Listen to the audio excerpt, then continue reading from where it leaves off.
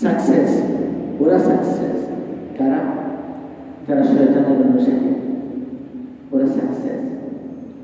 ওরা মানুষকে মসজিদ থেকে, মাদ্রাসা থেকে বিমুখ করে ফেলেছে। ওদের মনে মগজে এমন একটা কথা ইনস্টল করে দিয়েছে যে দেখো, তুমি আধা ঘন্টা আগে মসজিদে গিয়ে কি করবা, বরং দোকানপাট খোলা রেখে আধা ঘন্টা বেচা বিক্রি করো, তোমার হালাল উপার্জন হবে, তুমি স্ত্রী সন্তান পরিবার পরিজন নিয়ে ভালোভাবে খেতে পারবে, পড়তে পারবে, ভালো চলতে পারবে। যুক্তি আছে না? নাই? আছে। তখন এই ধরনের যুক্তি আবার বিকল হয়ে যায় কখনো কখনো। যেমন পেট ব্যথা শুরু, কার নিজে এক যান বাসাই পরে দোকানদারি, কি যুক্তি আছে না? নাই? অর্থাৎ মানব জীবনের যুক্তিগুলো ব্যক্তির যুক্তি ব্যক্তির কাছেই আবার কি হয়ে যায়, বিকল হয়ে যায়। এই জন্য যে সকল ভাইরা আজানের সাথে সাথে মসজিদে আসতে পারেন না, তাদের কপাল পোড়া। মসজিদ কার ঘর? আল্লাহর ঘর। আল্লাহর ঘরে মেহমান হওয়া, এটা আল্লাহ যাকে তৌফিক দেয় আর যে চেষ্টা করে সেই পায়, অন্যরা পায় না। এই জন্য আমরা যারা মসজিদে আসতে পেরেছি, এসে দেখলেন যে মসজিদে মুসল্লির সংখ্যা কম, আপনি হয়তো মনে মনে ভাবছেন সম্ভবত আমি তাড়াতাড়ি চলে আসলাম, আরো 15-20 মিনিট পরে আসলেও হয়তো চলত। প্রিয় ভাই, আপনি যদি এই কথা ভাবেন তাহলে আপনি চলে যাবেন। আপনি মসজিদে ইবাদতের উদ্দেশ্যে ঢুকেছেন। মসজিদে ঢুকেছেন মানে কি? পার্থিব জীবনের এই সমস্ত কাজ আপনি বন্ধ করে দিয়েছেন, ব্যবসা বাণিজ্য বন্ধ করে দিয়েছেন, রুচি কামাই বন্ধ করে দিয়েছেন, স্ত্রী সন্তানকে সময় দেওয়া বন্ধ করে দিয়েছেন, দোকানপাটের সময় দেওয়া বন্ধ করে দিয়েছেন। আপনার মনে মগজে একটাই উদ্দেশ্য আজাদ হয়ে গেছে, আমি এখন আল্লাহর ঘরে মেহমান হতে চাই। এই জন্য জুমার নামাজের উদ্দেশ্যে আপনি মসজিদে চলে এসেছেন। এই নিয়তের কারণে, জুমার নামাজের নিয়তের কারণে মসজিদে আপনি চলে আসলেন। প্রতিটি কদমে কদমে আল্লাহ তাআলা আপনাকে সওয়াব দিতে থাকলেন। যতক্ষণ মসজিদে অবস্থান করলেন, নামাজ পড়লেন, কোরআনের কথা শুনলেন, রাসূলের সুন্নাহের কথা শুনলেন, দুটো বিষয়ে জানার চেষ্টা করলেন, আপনি তালিম পেলেন দ্বিতীয় বিষয়ে। দ্বিতীয় বিষয়ে আপনি শিক্ষা অর্জন করলেন, একটা মাসালা শিক্ষা অর্জন করলেন, কোরআনের একটা কথা শুনলেন, এটাও আপনার ইবাদত। এর বিনিময়ে আপনি রব্বুল আলামিনের কাছে জান্নাত পেয়ে যেতে পারেন, জাহান্নাম থেকে আপনি মুক্ত হয়ে যেতে পারেন। আল্লাহু আকবার। যদি নিয়ত ঠিক থাকে, যদি উদ্দেশ্য থাকে মানুষে আমাকে মুসল্লি বলবে এই জন্য যাই, তাহলে দরকার নাই। যদি শুধু উদ্দেশ্য এটাই থাকে আমি মসজিদে আগে আগে যাই সওয়াব বেশি, এই কারণে আমি মসজিদে আগে আগে যাই, প্রথম কাতারের সওয়াব বেশি, কারণে আমি মসজিদে আগে আগে যাই, আমি আল্লাহকে সন্তুষ্ট করার জন্য আমি মসজিদে আগে আগে যাই। ইমাম সাহেব, খতিব সাহেব 2-4টা কোরআনের কথা বলবেন, রাসূলের বাণী শোনাবেন, এগুলো শুনে শুনে আমি আমল করব, শিখব, তাহলে আপনার মসজিদে আসাটা যথার্থ। আল্লাহ তাআলা আমাদের সবাইকে তৌফিক দান করেন। কোরআনে সূরা আল-হাজরের মধ্যে বলেন, আল্লাযীনা ইম্মাক্কান্নাহুম ফিল আরদি আকামুস সালাতা ওয়া আতাউস যাকাতা ওয়া আমারু বিল মা'রুফি ওয়া নাহাউ আনিল মুনকার। আল্লাহ তাআলা এই কোরআনের আয়াতের মাধ্যমে সমাজের যারা দায়িত্বশীল, রাষ্ট্রের যারা দায়িত্বশীল, তাদেরকে একটা নির্দেশনা দিয়েছেন। আমাদের বর্তমান রাষ্ট্রের দায়িত্বশীলকে অন্তর্বর্তীকালীন সরকার, তাই না?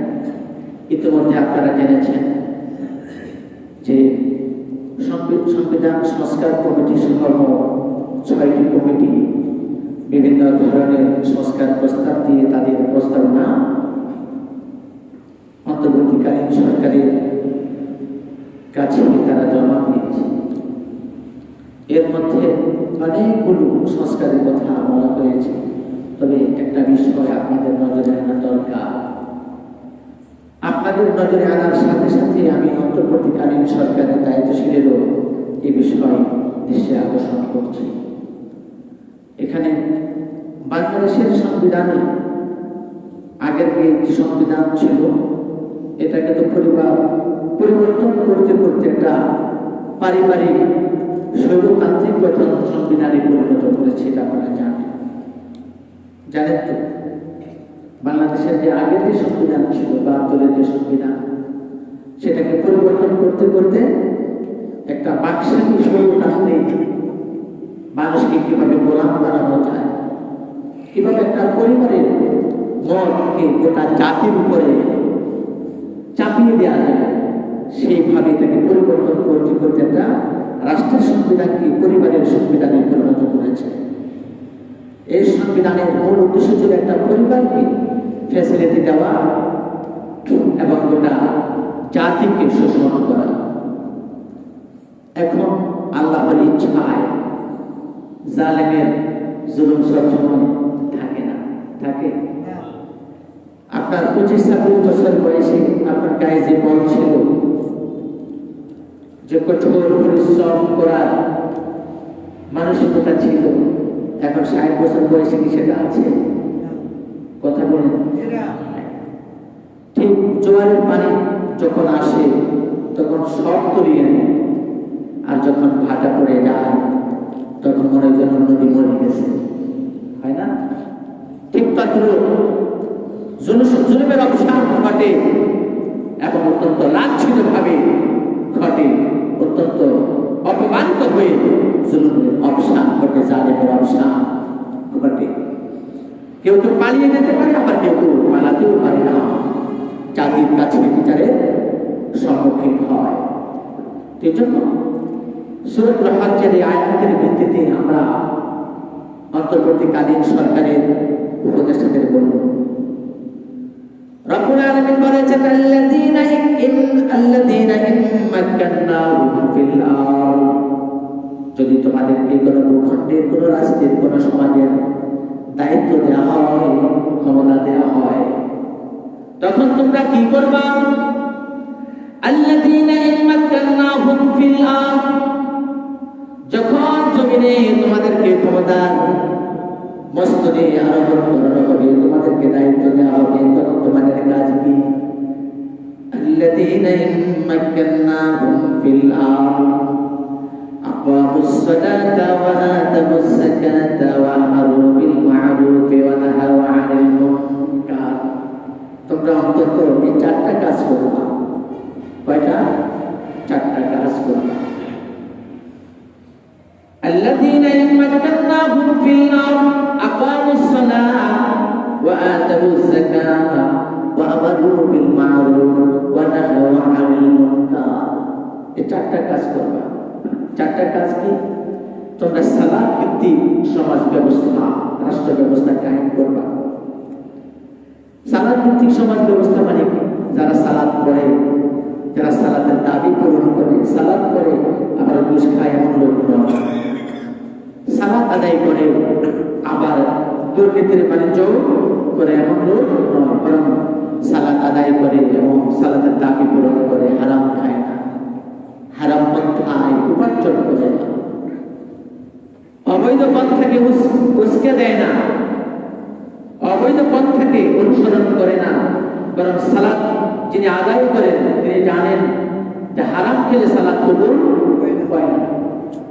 আল্লাহর কসম, আল্লাহর কসম, আল্লাহর কসম, প্রিয় ভাই, যারা সালাত আদায় করেন, আল্লাহর কসম, আপনি যদি হারাম খান আপনার সালাত কবুল হবে না। তাহলে হারাম কি? হারাম দুই ধরনের। এক ধরনের হারাম হলো আল্লাহ তাআলা কিছু বস্তুকে সরাসরি হারাম করে দিয়েছেন, যেমন মনে করেন শুকর, সাপ, বিচ্ছু, এগুলো কি খাওয়া জায়েজ? হারাম। এগুলো সব মানুষ জানে। আর এটা একটা হারাম হচ্ছে পদ্ধতিগত হারাম, যেমন গরুর গোশত খাওয়া কি জায়েজ? কি নোয়াখালীর মানুষ কথা বোঝে না? কথা বলেন না, এত অলস হয়ে গেলেন। গরুর গোশত খাওয়া জায়েজ? যায়। কিন্তু গরুটা যদি চুরি করে আনে, কথা বলেন, তখন জায়েজ? গরুর গোশত যদি ঘুষের টাকায় কেনেন, এই মাথা না। গরুর গোশত যদি ঘুষের টাকায় কেনেন, কথা বলেন না, মাথা নয়। মাথা নেয় তো ওই লোকেরা কথা বলে যারা প্রতিবন্ধী, কথা বলতে পারে। আপনারা তো আলহামদুলিল্লাহ সম্পূর্ণ মানুষ, একটু কথা বলেন। গরুর গোশত যদি ঘুষের টাকায় কেনেন হালাল। ঠিক শুকরের মাংস যেভাবে হারাম, ঘুষের টাকায় যদি গরুর গোশত কেনেন ঠিক তদ্রুপ হারাম। আল্লাহর কসম হারাম, আল্লাহর কসম হারাম। সুদের টাকায় যদি আপনি খাসির মাংস কেনেন, আল্লাহর কসম এটাও হারাম। সুদের টাকা দিয়ে আপনি যদি ঘরবাড়ি বানান, এই ঘরবাড়ির মধ্যে প্রতিটি ইট আপনার জন্য হারাম। কথা বুঝছেন? আপনি তো মনে করেন আপনি অনেক কষ্ট করে উপার্জন করেছেন, উপার্জন করতে কষ্ট হয়, এটা রব্বুল আলামিন নিজেও জানেন, আমরাও জানি, আপনারাও জানেন। কিন্তু উপার্জন করার পন্থা যদি অবৈধ পন্থা হয়, এটাও হারাম। আচ্ছা ভাই বলেন তো দেখি, চোর চুরি করতে গিয়ে অন্যের বাড়িতে শীত কাটে, দরজা ভাঙে, অনেক কষ্ট করে চুরি করে, কি চুরি করতে কষ্ট হয় না? আপনার কথা বলতে একটু একটু আওয়াজ দিয়ে দেন। চুরি করতে কি কষ্ট হয় না? কষ্ট হয়।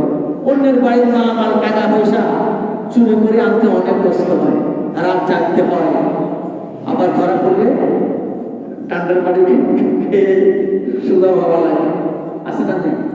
এখন চোর যদি বলে যে আমি এত কষ্ট করে চুরি করলাম, ঘুমাইতে পারি রাত জাগলাম, এবং কত রিস্ক, জীবনের ঝুঁকি নিয়ে আমি চুরি করে আনলাম, আমি অনেক কষ্ট করে আনছি, সেটাকে কি মনে করে? উপার্জন মনে করে।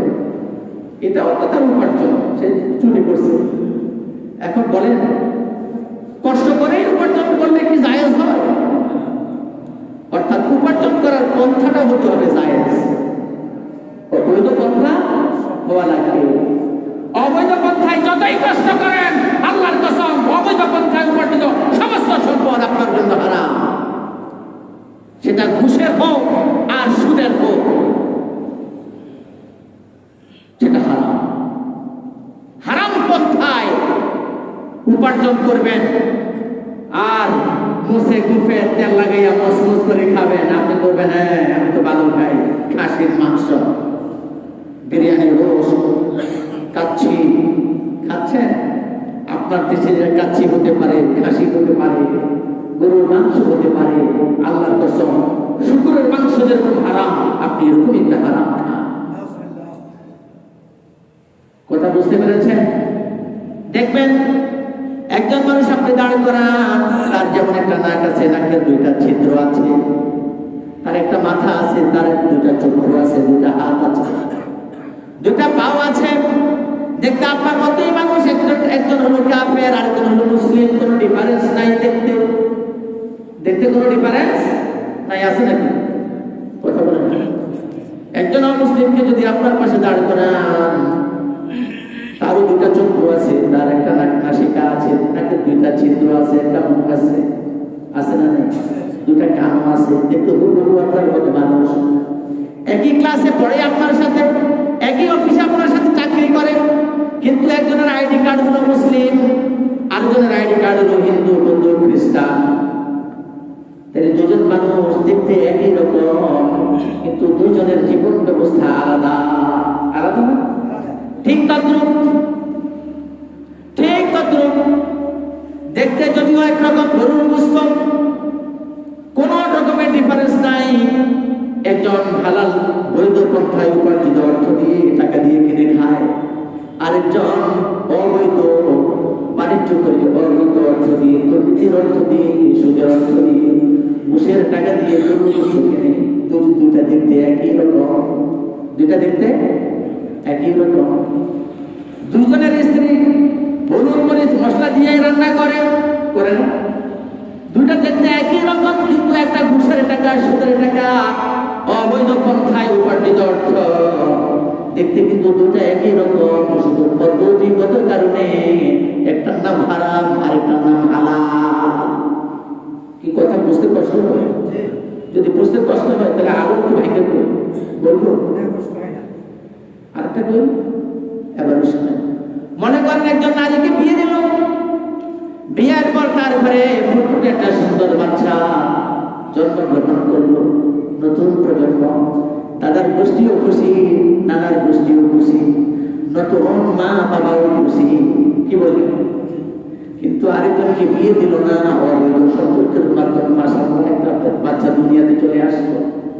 একটার নাম হারামজাদা, আরেকটার নাম শাহজাদা হারামজাদা। কথা বলছেন? আরো বলবো? পদ্ধতিগত ভুল, কাম কিন্তু একটাই, কাজ কিন্তু একটাই। হারামজাদা হিসাবে যেমন সমাজে কেউ মাথা উঁচু করে দাঁড়াতে চায় না, পরিচয় দিতে চায় না, কিন্তু ঘুষখোর আর সুদখোর আপনি উঁচু চেহারা দেখাইয়া কিভাবে গরু বস্তু খান, আপনি এটাকে হালাল মনে করেন, তখন কি আপনার লজ্জা হয় না? বলতেছিলাম আল্লাযীনা ইম্মাক্কান্নাহুম ফিল আরদ আকামুস সালাতা ওয়া আতাউয যাকাতা ওয়া আমারু বিল মা'রুফ ওয়া নাহাউ আনিল মুনকার। রব্বুল আলামিন ইরশাদ করেছেন, যদি তোমাদেরকে সমাজের রাষ্ট্রের দায়িত্ব দেওয়া হয় তখন তোমাদের কাজ হলো চারটা। তোমরা সালাত ভিত্তিক সমাজ ব্যবস্থা, রাষ্ট্র ব্যবস্থা কায়েম করবা, প্রতিষ্ঠা করবা। অর্থাৎ যারা নামাজি, সুদ খায় না, ঘুষ দেয় না, সুদ দেয় না, ঘুষ দেয় না, সুদ খায় না, ঘুষ খায় না, দুর্নীতি করে না, মানুষের হক করে দেয় না, নামাজি ভালো মানুষদেরকে তোমরা সমাজের দায়িত্ব দিবা, তাহলে তারা সমাজ এবং রাষ্ট্রটা সুন্দরভাবে চালাবে। ওয়া আতাউয যাকাতা, এবং তোমরা যাকাত ভিত্তিক অর্থ ব্যবস্থা চালু করবা। যাকাত ভিত্তিক অর্থ ব্যবস্থা যদি তোমরা চালু করো, গরিব শ্রেণীর মানুষরা যাকাত আদায় করবে, গরিব শ্রেণীর মানুষরা যাকাতের অর্থ দিয়ে নিজেদের জীবনের চাহিদা মেটাবে, একটা স্বাভাবিক জীবন ফিরে আসবে। ধনিক শ্রেণীর মানুষ যখন যাকাত দেবে, গরিব মানুষগুলো যাকাতের অর্থ পেয়ে তারা আস্তে আস্তে স্বাবলম্বী হতে থাকবে। একটা ভারসাম্যমূলক অর্থ ব্যবস্থা তৈরি হবে, একটা ভারসাম্যমূলক সমাজ এবং রাষ্ট্র ব্যবস্থা তৈরি হবে। কিন্তু আমরা সেই কাজ বাদ দিয়ে সুদের বাণিজ্য করছি, ব্যাংকিং মাধ্যমে, লাইফ ইন্স্যুরেন্সের মাধ্যমে, ডেবিট কার্ড, ক্রেডিট কার্ডের মাধ্যমে করছি না? করছি। প্রিয় ভাইরা, সুদভিত্তিক অর্থনীতির কারণে দরিদ্র মানুষগুলো আরো দিন দিন দরিদ্র হয়ে যাচ্ছে, ধনী শ্রেণীর মানুষগুলো আবার দিন দিন ধনী হচ্ছে। বৈষম্য কি? বৈষম্য। এরপরে বললেন আমারু বিল মা'রুফ, তোমরা যারা সরকারের দায়িত্ব পেয়েছো, রাষ্ট্র পরিচালনার দায়িত্ব পেয়েছো, আমারু বিল মা'রুফ, তোমরা মানুষকে সৎ কাজে আদেশ দিবে, সৎ কাজ করতে উদ্বুদ্ধ করবে, সৎ কাজ করো, সৎ কাজের জন্য মানুষদেরকে আদেশ জানাবে, এটা তোমাদের দায়িত্ব। সুতরাং যত জায়গায় অসৎ কাজ হয়, এগুলো যদি সরকার কর্তৃক, রাষ্ট্র কর্তৃক, প্রশাসনিক কর্মকর্তারা না থামায়, আল্লাহর কসম করে বলছি, হাসরের ময়দানে তাদেরকে অপরাধী হিসেবে দাঁড় করানো হবে, যেহেতু তারা সমাজের এবং রাষ্ট্রের দায়িত্বে ছিল। শুধু তা নয়, এরপরে বলেন ওয়া নাহাউ আনিল মুনকার, আবার কথা বলে দিয়েছে রব্বুল আলামিন বলেন, সমাজ আর রাষ্ট্রের যত অন্যায় অপরাধমূলক কাজ হয়, এগুলো তোমরা কি করবা? ওয়া নাহাউ আনিল মুনকার, এগুলো করতে নিষেধ করবা, দুষ্ট লোকের দমন করবা। সুতরাং কাজ হলো এই চারটা। এই চার কাজের বাইরে কোনো কিছু করার কোনো সুযোগ নাই। তো ৬টা কমিশন, সংবিধান সংস্কার কমিটি সহ মোট 6টা কমিটি তাদের সংস্কার প্রস্তাবগুলো জমা দিয়েছে। এর মধ্যে আমি একটা আইটেম নিয়ে কথা বলতে চাইছিলাম, সময় নেই, আগামী জুমায় আমি বিস্তারিত বলবো। কথাটা হচ্ছে এমন যে তারা সমাজতন্ত্র, ধর্মনিরপেক্ষতাবাদ ইত্যাদির পরিবর্তে মানবিক অধিকার এবং গণতন্ত্র, আর আরো একটা বিষয় আছে বহুত্ববাদ। কি আছে? বহুত্ববাদ। অথচ বাংলাদেশের সংবিধানে যে কথা লেখা আছে, মহান আল্লাহর উপর পূর্ণ আস্থা ও বিশ্বাস রাখতে হবে। এটা কি জানেন আপনারা? এই কথা বলেন, কথা বলেন। বাংলাদেশের সংবিধানে এই কথাটা লেখা আছে যে মহান আল্লাহর উপর পূর্ণ আস্থা ও বিশ্বাস রাখতে হবে। এই কথার অর্থ কি? আল্লাহ কয়জন? আল্লাহ সত্তা কত? একত্ববাদ। বাংলাদেশের সংবিধানে লেখা আছে মহান আল্লাহর উপর পূর্ণ আস্থা এবং বিশ্বাস রাখতে হবে, অর্থাৎ এটা একত্ববাদের সংবিধান, একত্ববাদের। কিন্তু নতুন যে প্রস্তাবনা দেওয়া হয়েছে এখানে বহুত্ববাদ বলা হয়েছে। আল্লাহ কি এক না বহু? সুতরাং আমরা অন্তর্বর্তীকালীন সরকারকে দৃষ্টি আকর্ষণ করব যে এক জালেমের কারণে মানুষ নিষ্পেষিত হয়েছে। আপনাদের দায়িত্ব হলো কল্যাণমূলক রাষ্ট্রের দিকে মানুষকে কিভাবে নিরাপদ রাখা যায় সে চিন্তা করা। দায়িত্ব পেয়েছেন, কড়াই গন্ডায় দায়িত্বের হিসাব দিতে হবে, না হলে বাংলার মানুষ আপনাদেরকে ছাড় দেবে না। একত্ববাদ, এক আল্লাহর উপর পূর্ণ আস্থা রাখার কথা বলা হয়েছে বাংলাদেশের সংবিধানে। সেখানে বহুত্ববাদ বলে সারা পৃথিবীর সমস্ত মতবাদকে আপনি এখানে বাংলাদেশের সংবিধানে বৈধকরণের অপচেষ্টা চালাচ্ছেন। আপনাদের এই সমস্ত কালো চিন্তা, কালো চক্রান্ত আমরা বরদাস্ত করব না। আমরা অনুরোধ জানাবো, আপনারা প্রস্তাবনা দিয়েছেন, আপনাদের প্রস্তাবনাকে আবারও সংস্কার করে। বাংলাদেশের মানুষ মানবাধিকার নিয়ে বাঁচতে চায়। কি বলেন? বাংলাদেশের মানুষ স্ত্রী সন্তানদের সাথে ঘুমাতে চায়। বাংলাদেশের মানুষ স্বাভাবিক জীবন চায়। বাংলাদেশের মানুষ রাষ্ট্রের কল্যাণ চায়। বাংলাদেশের মানুষ আর কখনো কোনো জালেমের চেহারা দেখতে চায়। কি বলেন? আমরা একটা সমৃদ্ধ রাষ্ট্র চাই। আমরা ভাই ভাই কাঁধে কাঁধ মিলিয়ে চৌধুরী তালুকদার খান খান সবাই আমরা মিলেমিশে থাকতে চাই। কি বলেন? সুতরাং এমন কোন আত্মঘাতী সংস্কার বা ডিসিশন নেওয়া যাবে না যেটা আমাদের ইমানের বিরুদ্ধে যায়। আল্লাহর ক্ষমতাকে হ্রাস করা হয়, তাহলে সেটা ইমানদার মানবে না। আল্লাহ তাআলা আমাদেরকে কবুল করুন। ওয়া আখিরু দাওয়ানা আলহামদুলিল্লাহি রাব্বিল আলামিন। আসসালামু আলাইকুম ওয়া রাহমাতুল্লাহ।